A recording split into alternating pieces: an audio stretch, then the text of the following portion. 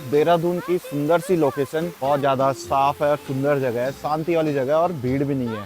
तो भाई यहाँ आओगे तो गंदा मत करना, ये सबके लिए मैसेज है। क्योंकि जहाँ भी देहरादून में लोग जाते हैं गंदा कर देते हैं सुंदर सुंदर सी लोकेशन को। तो यहाँ आए गंदा ना करें। तो चलते हैं हम घर की तरफ वापस और मिलते हैं नेक्स्ट ब्लॉग में। तब तक के लिए bye bye. Thank you guys, bye bye. तो ये रही आज की लोकेशन।